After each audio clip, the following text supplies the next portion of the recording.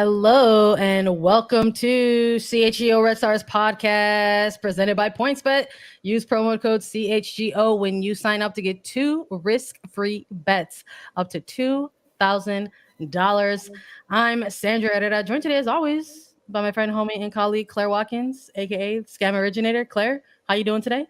I'm good. We're live, but not in person. Live, Listen, but not in person. it's still great to see. It is. your It's so great face. to see you. This is getting back to our roots a little bit. right. This is how we would do Southside Trap podcast. We would hop on and hang out like this virtually.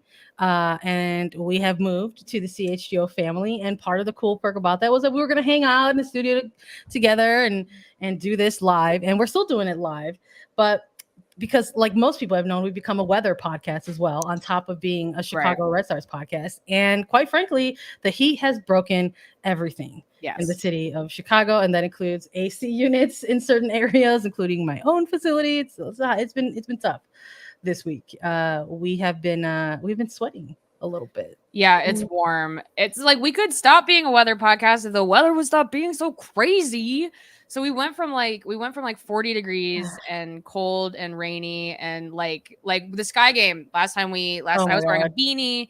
I had my full like spring fall jacket on, and now I'm dying. It's really hot. I just was thinking about this and I was just like, God, I was like, Mother Nature is like such a messy bitch who loves drama. Like she just wants us to keep talking about her on the show. And quite frankly, exactly. That's fine. We'll keep doing that. We'll keep talking about it. What's up this week with the Chicago Red Stars? Well, probably the main thing is that they are going to play a game of soccer. I hear the scheduling had a little bit of an overlap. Last time we chatted with everyone during our inaugural episode here, we talked a little bit about Challenge Cup, recapped that a little bit, talked about how that transitioned a little bit over into the regular season for this club. And right as they went ahead and picked up a week 1 victory in the regular season, the overlap with Challenge Cup kind of shook things up a little bit. So because the Washington Spirit ended up advancing to the Challenge Cup final, where they ended up losing to the North Carolina Courage, the Chicago Red Stars had their week 2 fixture rescheduled, and that's going to take place now in June. And so they had a little bit of time off, essentially, is what happened.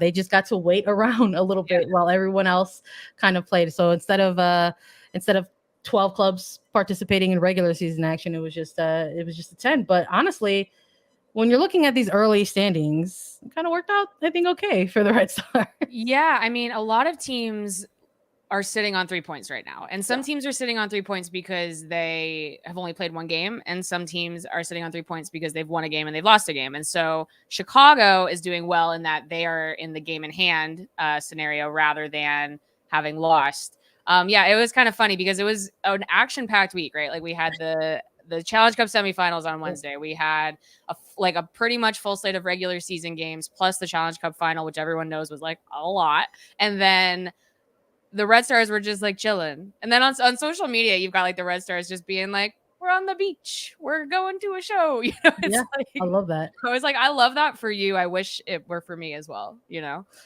Everybody needs a little time off. And honestly, like when this sort of spring, this fast forward spring into summer kind of happens, it's like that's really the day that you want to have a week or a day or two where you're actually playing hooky, because it's like real summertime shy vibes going on.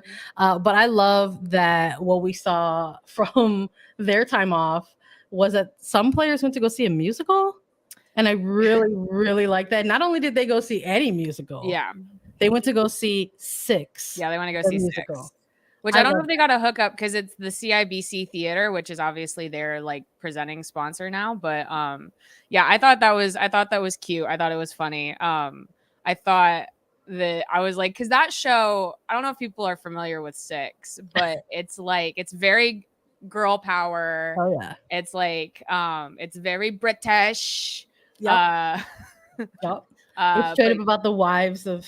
I pulled up the synopsis. It did. I have a playbill. In fact, like imagining a listener just like bopping. Oh, you have the playbill, yeah. I have a playbill here. Yeah. So fun personal anecdote about me. My partner actually went to go watch this play with her mother. Yeah. So shout out to my girl. But and I was like, dude, I have the playbill. Yeah. That I can present on CHGO. Yeah, see, exactly. That's good reporting. Thank you. But yeah, it's like the synopsis is very it's it's like after taking Broadway by storm, Six has made a triumphant return to Chicago. And it's like this the six wives of Henry VIII take the mic to remix 500 years of historical heartbreak into exuberant celebration of 20th century girl power.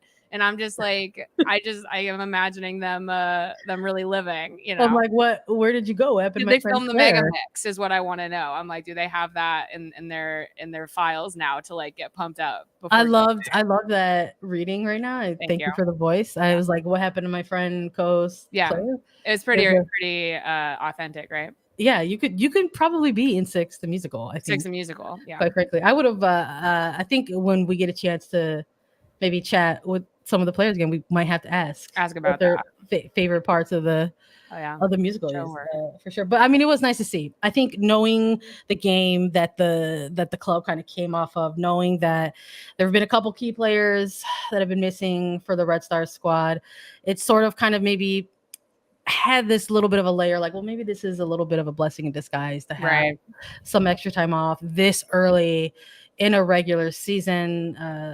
Pugh has been navigating some things via her concussion, and then obviously the ongoing calf issue with Morgan Gautrat, which I guess maybe we could chat a little bit about that a little bit more as the game is coming up here on Sunday for the Red Stars against San Diego Wave.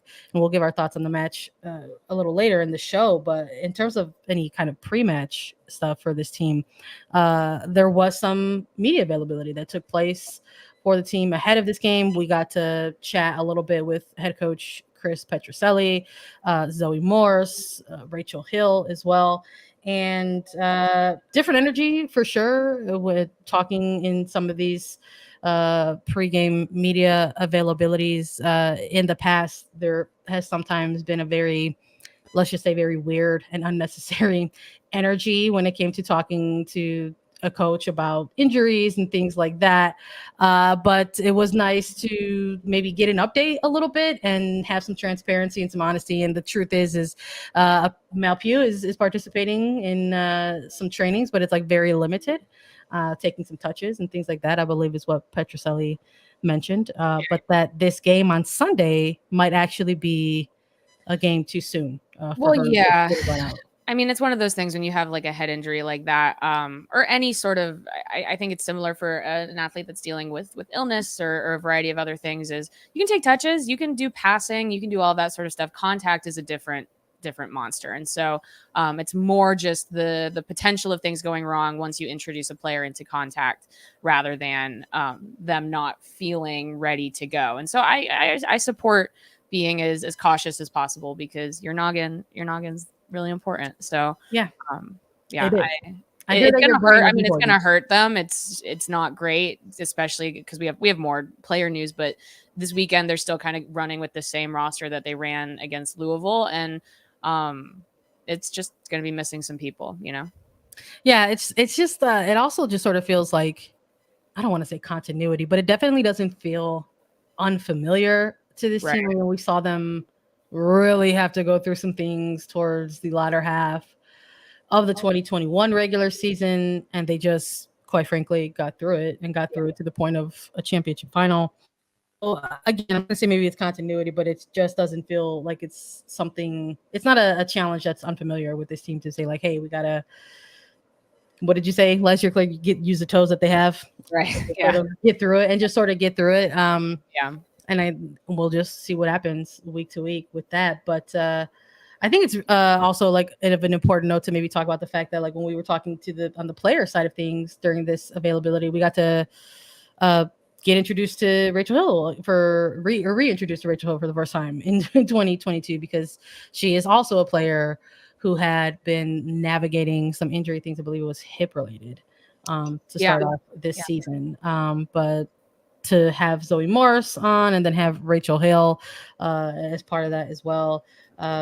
Rachel Hale, just so we asked her about it, said, hey, how's it been being on the sideline? What's that been like kind of working through that? And of course, tough, she said on her side as the athlete side of thing, kind of having to watch your team go out there and perform and not be able to be part of that. But she's eager to, get more runs out there and get more minutes. But we'll see what that looks like because of this sort of these unknowns with somebody like a Pugh, but also these other unknowns in terms of potential striker or forward depth that's apparently going to eventually make their way through to the Red Stars roster. Well, right. I mean, I think it's a positive. I mean, it's a positive for the Red Stars that Hale will be available this weekend, just in terms of numbers, right? They just need to fill those out. I think, I love the true rookies. I think Griffith and Cook are great, but it places a lot of responsibility on them if there's not a lot of other people to look to on the field.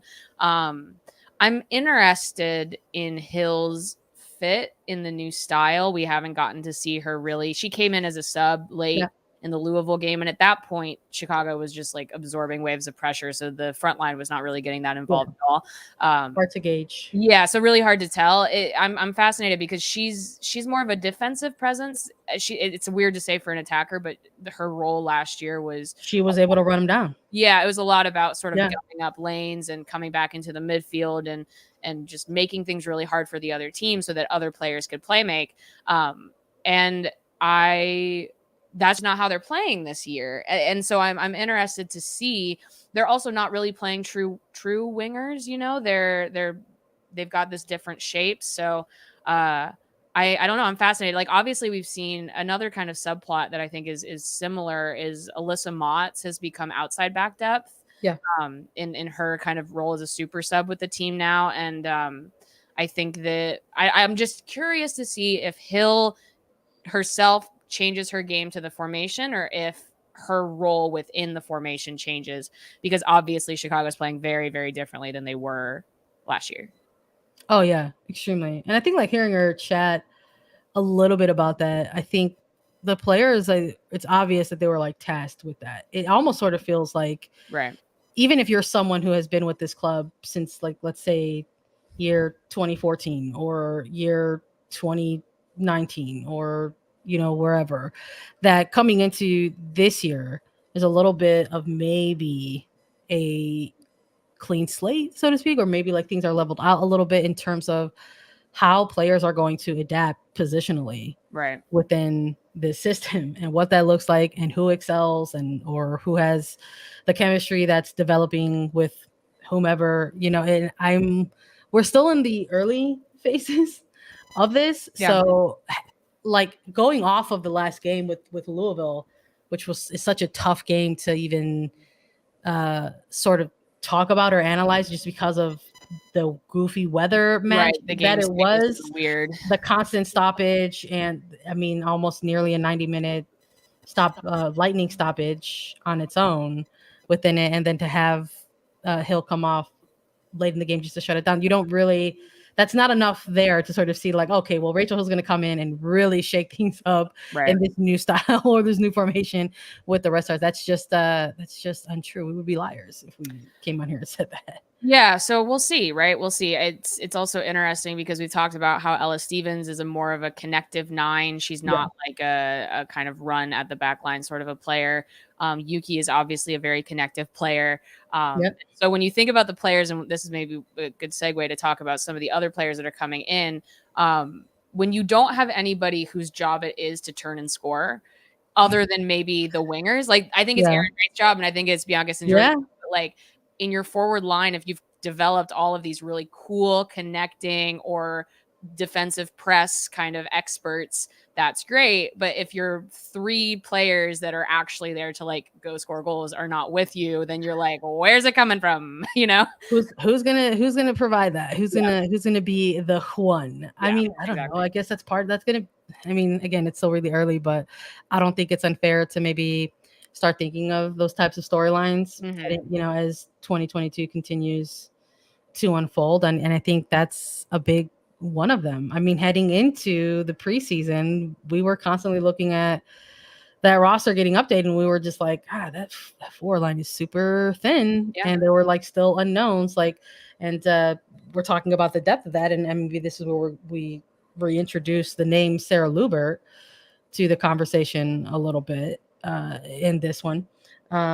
Because she was a player that was listed on there as a loan, and we were unsure about what was going to happen there. And then now with this signing with Chelsea Darbur, there's some new information there that we'll get into quite shortly. But first, I want to remind everybody that the best way to support CHGO is to download the PointsBet app and use code CHGO when you sign up. If you do that right now, you'll get 2 risk-free bets up to $2,000.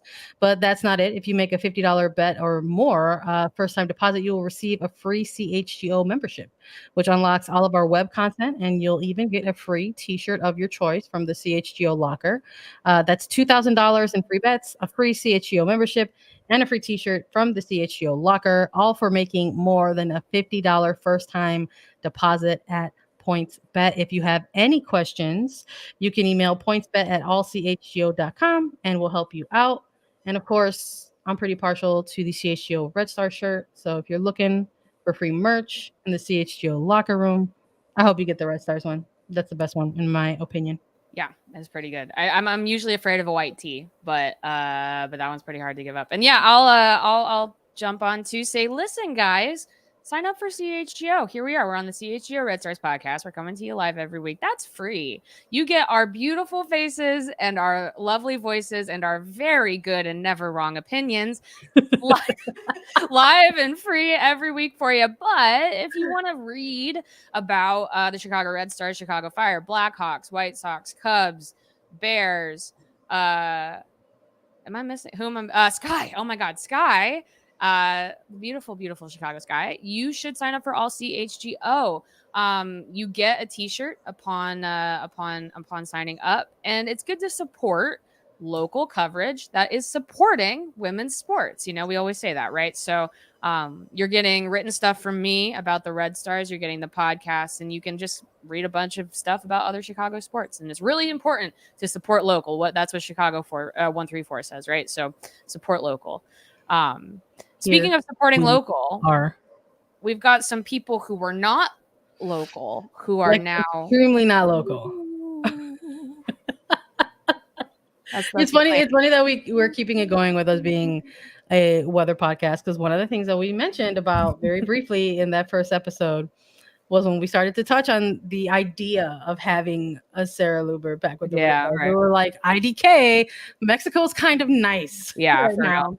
And it was a gloomy, rainy day, and there had been like a ton of pretty bad weather games out in SeatGeek. But now feels like that sun is kind of constant and hanging out and going to stay with us a little bit more now through the duration of the next few months in Chicago. And who knows, maybe with the sunshine, that was a bit of foreshadowing that Sarah Luebbert would make her eventual return to the Chicago Red Stars. So formerly with Club America and Liga MX Femenil, and made it to a couple consecutive playoff appearances with the team, put up some goals, had some good highlights out there, looking good, and picked up the culture, picked up the language. That was really cool to see. And we're going to get to maybe see her pretty soon sometime with the Chicago Red Stars. Yeah, I mean, it's not a secret that Club America struggled a little bit this year, right? And that they obviously they fired their coach immediately after kind of crashing out of the quarterfinals. So their season did not end the way they wanted it to be kind of frank about that. And so I think for Luebbert, and I respect, I'm sure she's feeling some mixed feelings, right? I think it's crushing to go out the way that they went out, and it was unexpected. And she's going to be back in the States earlier probably than she thought she was going to be. And yet, jumping right back into a new season back in NWSL, I think her biggest moments were in the fall series in 2020, and then really got to develop in the pro game down in Mexico. And she's coming back to a very different Chicago team, right? So I have to hope that she's excited to jump in and get in the mix, because I think that, I think if you want to look at the template for this, I do think you have to sort of look at like a Maria Sanchez, who went down and became a star and did all this cool stuff down in Liga MX Femenil, and then came back and basically just is like playing her game in the NWSL and not being forced to change. And I think that that's really important too. And so, I think Sarah Luebbert, when you talk about a player that is used to having the responsibility of going to goal, turning to goal, running in on goal. And even when things are not always working that well, I think that that's a lot of really good experience. And I'm hopeful that yeah, she's going to come back. I mean, she's not playing in the game this weekend. She's going to get a little bit of time just to sort of get her bearings again. Yeah, I'm really excited. I'm excited to see her play. I'm excited to talk to her. I mean, I think a lot has changed in her life since we last spoke. So yeah, for sure. I mean, it's a different league too. Like just that she's coming back to, quite frankly, from that 2020 where we got first introduced to her, and being able to sort of see how her play out there in Liga MX, how that's going to translate with the Red Stars here. I'm really excited to see that. I'm almost kind of, I'll just say, like, I'm a little bit happy that this return that she's going to make to a team looks different. This is a Red Stars team that looks different, and I think that's gonna benefit both parties here. Like a Luebbert that went overseas went over cross country to a club and a country where maybe the style of play is an emphasis on more tactical things, and skill on the ball, where, this is a league that has typically been pretty transitional, kind of physical, very athletic at times. So it's going to be interesting to sort of see her kind of come in and maybe do some things to shake some things up. I'll be frank. Whenever Sarah Luebbert is, settled in with the Red Stars, I absolutely need to see her in a starting 11. 100%. I need to see her in a starting 11. I need to not have this.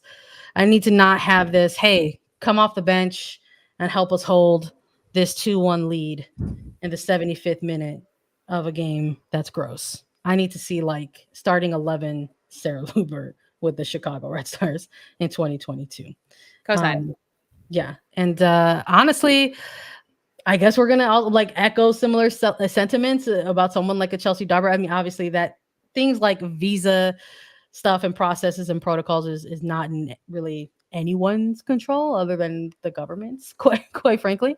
But apparently that is going to be much closer than it was maybe a few weeks ago. So Chelsea Darbur also on her way to becoming a Red Star. Yeah, I think what Chris Petroselli said this week is that she's trained like a little bit. She's in with the team. She went and saw 6, so that's important. That's an important update. Yep, there we go. Yeah, she learned about the girl bosses of the wives of Henry VIII. Gotta have that energy. That's right. That's important. And yeah, it's more just, obviously the global cross, Pacific oceans. Good Lord. It's hot. The travel's a lot. You don't want to push too hard. You do not want to get a player hurt the moment they arrive. And I think the idea is that, get her an actual full week of training and then she's going to get game time. Which I think it's good. I think it's good to be cautious. I think you don't want to push anybody too hard, especially when they're new to the league. You're going to get kind of smacked in the face in your first NWSL game, and that's just kind of how it goes. And you want to be really prepared for that the moment that it happens. So I support it. Like I said, it's going to make the game against San Diego interesting, but I think I think they're looking more long-term than short. And I think that's good. And Dawber is exciting. It's a little bit of an unknown property just because obviously she was quite good for Adelaide in the A-League women. We'll see how it translates. I mean, we've seen Australian players come here and do really, really well. We've seen some Australian players come here and it takes a little bit of time. And I think it's good that they're setting a tone that it's like, they're not placing all of their hopes and dreams on her, because that's not a good way to bring a player into the team. No, that's a lot of added pressure. Yeah. That you're asking of someone coming into a league for the first time. And I would hope that that's not the vibe or the energy. But I know that a lot of people are excited to welcome Darbur and to welcome Luebbert back into the fold. But like we had kind of mentioned, that unlikely to see them in this upcoming match against San Diego, which quite frankly, look, CHGO Red Stars, right? You're coming here because it's a Red Stars podcast, but we got to talk about the opposition a little bit with the Red Stars this week. So they are going to be on the road, heading out to San Diego, going to face Wave Football Club. And San Diego, look, 2 back-to-back wins to kick off their regular season. Talk about their most recent match. Alex Morgan doing a madness, putting up 4 goals against New Jersey, New York, Gotham FC, who are going through their own struggles, we'll just say. But I don't want to take away from that victory that they had and what they did against Gotham, because some of the numbers coming out of that game, I was like, like shots, for example. It's like, that's a lot of shots. Like 31 shots is a lot of shots to have in a game. And I was like, that's something to pay attention to. You know, a funny thing about all of the like the entrances into the box and the shots inside the box and all that sort of stuff, I was like, you know, I am not endorsing this in any way, but I've just seen an NWSL game or two, and I'm like, at what point does a team just start fouling? Yeah. Just right at the top of the, they're just, just like, stop doing that, you know, right at the top of the box. But yeah, no, I mean, San Diego looks good.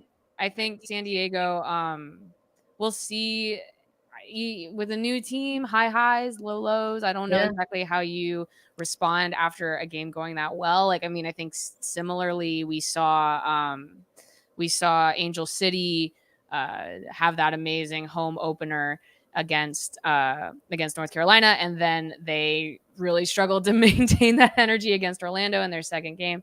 San Diego had this great home opener, right? Just huge blowout of Gotham. Can you keep that same energy in your next one? You know, who can really say? But yeah, I think that it'll come down to defensive pressure. I think Gotham really struggled to provide that in the midfield against San Diego, and they took all the space that was given to them. I am curious how this is going to work with you talk about these entrances into the box on the wings, because that is also where Chicago has sometimes given up a lot of space. So I think it could be good. I think it could be rough. Not rough is too strong a word. I think it could be close, maybe, is the way to put it. And I also just think, quite frankly, you know, Chicago played North Carolina. No, they didn't.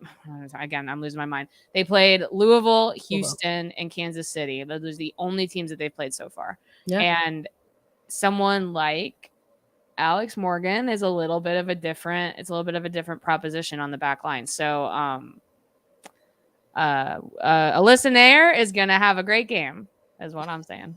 Yeah, I'm absolutely looking at this game, and I'm wondering, you know, how it might play out, what's going to come out of it.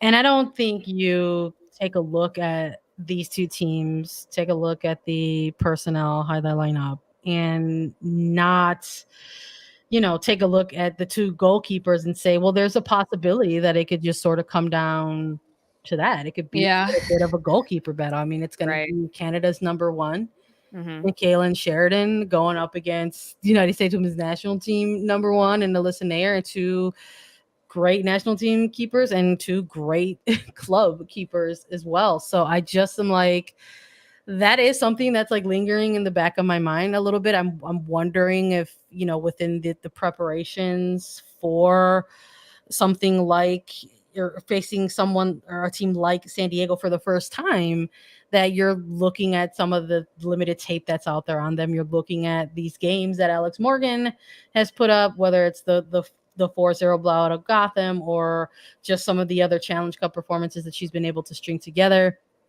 And just kind of wondering, like, maybe this could be a game where it ends up being that Chicago is a little more reliant on their defensive organization and how they present that type of shape to the attack of San Diego. Well, right. I mean, similarly to not really being sure what sort of San Diego is going to show up, I think you have to look at the outside factors for Chicago as well. This is going to be their first cross-country trip. They haven't traveled outside of that Central Division yet. We've seen a couple teams this year go outside of their division and like really have a weird one. First game in California. Haven't been out there yet. And this is also the first big trip with a new coaching staff. And I think that is significant as well, in a number of different ways, in that, you know, the tone set by the staff traveling with you, whether it's what hotel you're staying at or what your schedule is or what kind of support you have out on the road, or just like, what are you nervous? Are you whatever? I think that like those sorts of things will make a difference as well. And it's a little bit of an unknown. Maybe they'll be like cool, calm, calculated. They'll be like, we're good. We're just happy to be in sunny California. Yeah. Or maybe they're going to be like, oh my gosh, I'm so tired. I just flew economy, plus across the country. No, they're not. No, they've got their flight thing now. So maybe it's better than that. Don't want to be rude. Don't want to be rude to the flight sponsor, but it's still a long flight. No matter what, it's a long flight. And you go, oh no, my legs went weird, and we're in this field that's like sunken into the ground, and my phone has no service, and I don't know what's going on. So yeah, it'll be interesting to see how they handle all of those outside factors. Yeah, well, I think that's a big one. Like going on the road for the first time, especially like this. Look, playing a tour, like San Diego has turned like their stadium into like a pretty tough place to play at. So I'm just kind of like, that is also something that I am keeping an eye on, where I'm thinking like, well, like maybe this is going to be a game where like we might not see as many goals as people think they are, just with the Red Stars and their limitations at the forward line, and then with the pretty decent defense that Chicago can put out there on day-to-day, and some pretty good goalkeepers on both sides of the pitch. But I don't think that that's unfair to bring up at all. Like Torreo Stadium has become very quickly a pretty tough place to play if you're going up against San Diego. Like, period. Yeah, 1000%. I think that they have this field that's like a little bit of like its own sort of a deal. They've got this setup with, I think you have to look at, like you said, the goalkeeping and just sort of the way that they play out of the back. But that's the kind of thing too, is like if Chicago can come out real strong and they can kind of set that tone in the terms of the press. We've also seen San Diego kind of fall apart in a number of different ways. But that was early on. I don't know. Maybe they've shaken that off. So I think that it is going to come down to the beginning of the game. You don't want it to go wrong quickly. I think it's going to come down to the wings a lot as well. I think because they do have Alex Morgan playing out wide more, which she's started to really attune herself to, which is great. Yeah. And then, I think like past that, right, you set Aaron right up, you set BSG up to really run those wings, and then you kind of put it in the mixer and see what happens, right? 100%. You know what else they might need? They might need like any other added boost, any other little advantage. Well, they're going out to California where everybody's all chill, and maybe they would want some Strava coffee. Maybe they want to start their day with a competitive edge. With Strava CBD coffee, it's a game changer, and it has helped thousands of people to improve their overall wellness and quality of life. Strava delivers delicious, fresh roasted specialty coffee infused with organic broad spectrum CBD. CBD from hemp doesn't make you high or hungry, but it does offer real benefits that can help you feel alert and focused without the jitters, live your day more balanced with less anxiety and fewer aches and pains. Plus, including CBD in your daily routine can even help you enjoy more restful sleep so that you wake up feeling your best. The best part, Strava is all about quality. Everything is small batch, fresh, and shipped straight to your door. They also offer concentrated full spectrum CBD tinctures for those looking for a more traditional CBD format with the powerful entourage effect of benefits. CHGO listeners can save 25% off their entire purchase when you use the code CHGO25. That's 25% off your entire order at StravaCraftCoffee.com. When you use the code CHGO25 at checkout, discount coupon valid on non-subscription purchases only, one use per customer. And if you already love Strava, you can subscribe and save with the Strava Coffee Club. With Strava, you're in control. Save on your favorite coffees and have them automatically delivered to your home or office on your preferred schedule. Yeah, that'd be nice on a road trip, right? I think so. Listen, I feel bad. I wish I would have had like some Strava craft coffee like props. If I have like the 6 musical playbill, like I needed to have like I know, right? Talking, like I have my coffee mug. Yeah, as you were talking, I needed to be like this is what it would look like if you were drinking Strava coffees. You would look like that. happy and delightful and energized and relaxed. I already feel all evened out and ready to go. So yeah, ready to talk about more Chicago Red Stars, quite frankly. Okay, so let's do this. Yeah. First regular season match on the road. First game for this team in the state of California, quite frankly, big deal. Yeah. When we're looking at the Chicago Red Stars side of things in this game against San Diego Wave, Claire, give me a couple players that maybe you're going to be taking a look at and want to have like an impact in this game. Oh goodness. All of them. So I think it's going to come down to a number of things. I think it's going to come down to individual 1v1 battles and then also just a system of defense. So I think that you think about the individual 1v1s we saw on the outside.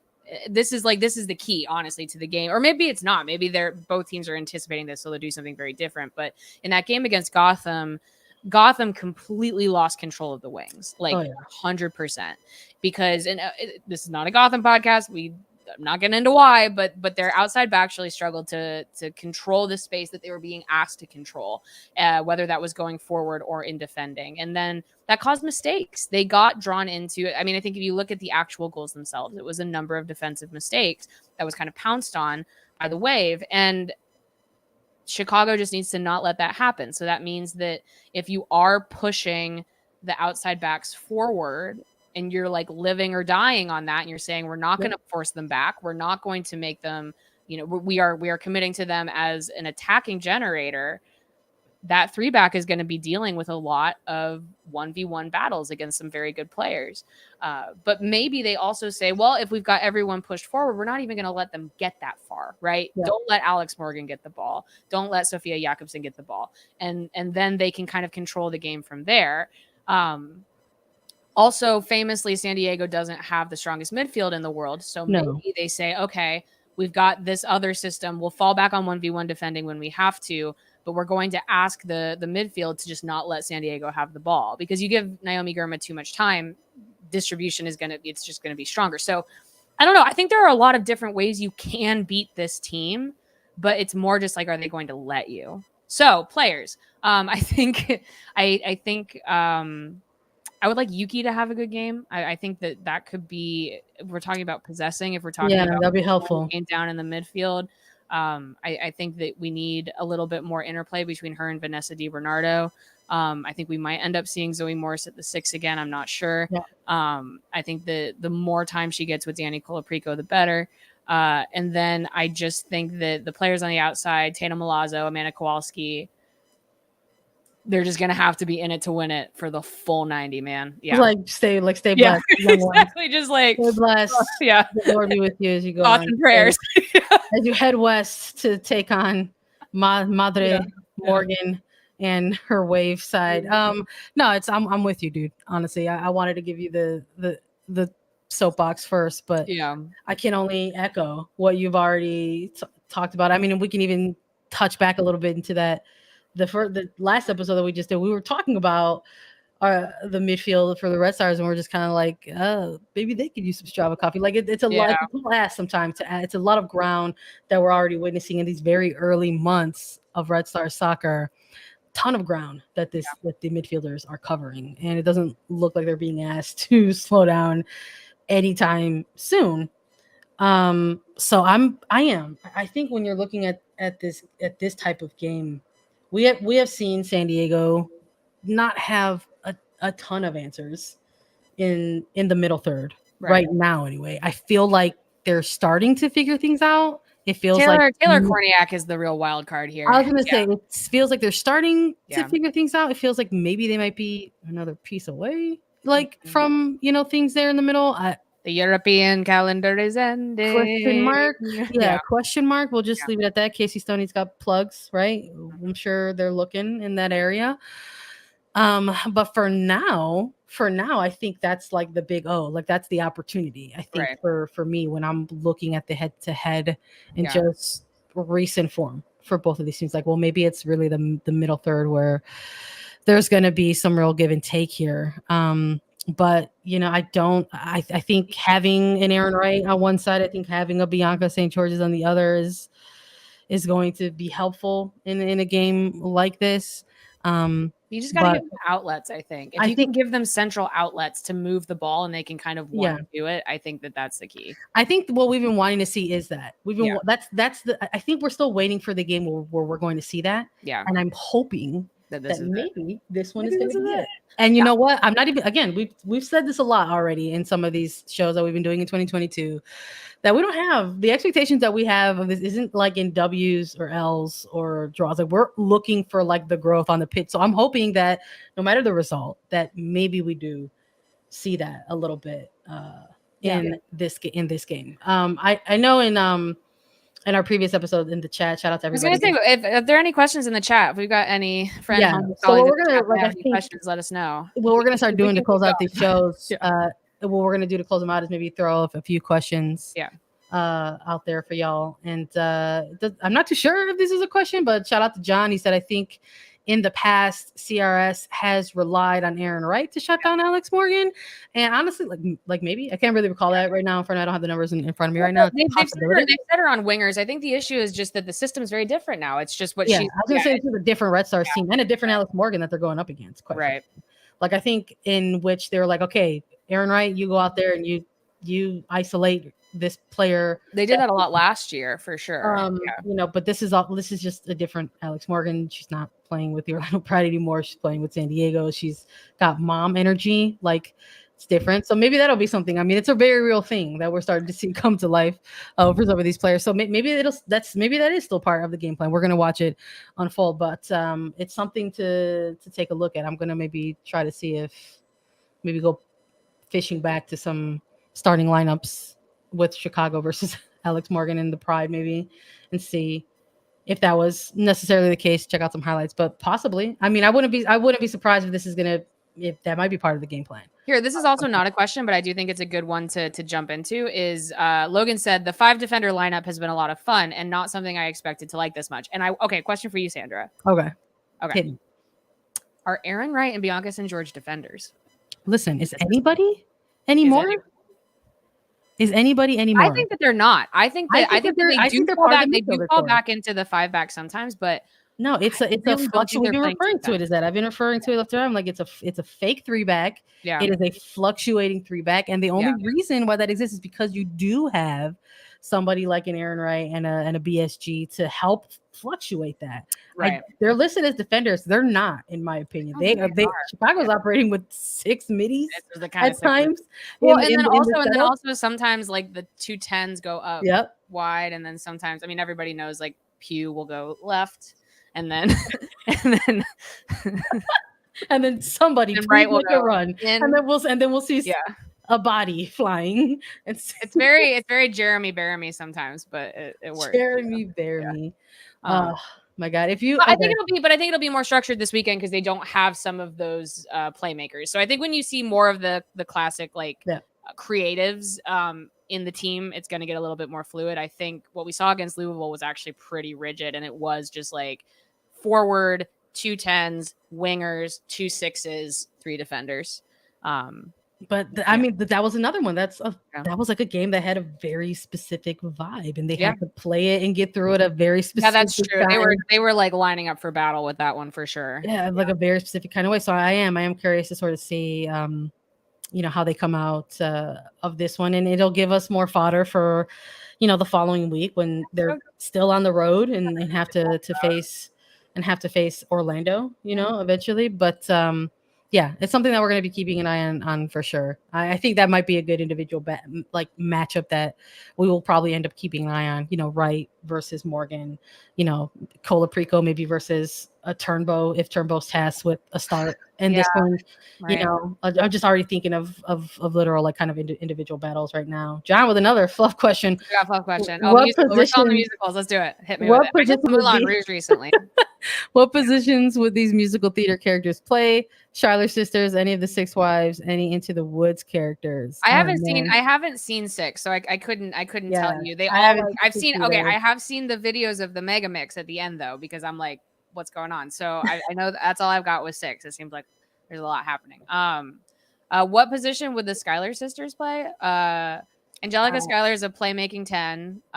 Okay, so they're in the front. They're in the front line. No. I think Eliza is no. They're just a midfield. They're a midfield, man. You know what? They're all, you know what? So Angelica's the 10, Eliza's the 8, and we said that this team is going to eventually need some midfield depth because they're covering a lot of ground, and we've been talking a lot about this going forward. So you know what? 4s and middies all the way. That's right. The Charlotte sisters and the 6 wives. They're just going to be all the depth for that. Oh man, this has been dope as always. Yeah, we kind of had to make it up a little bit, but we'll have more concrete things to discuss next week.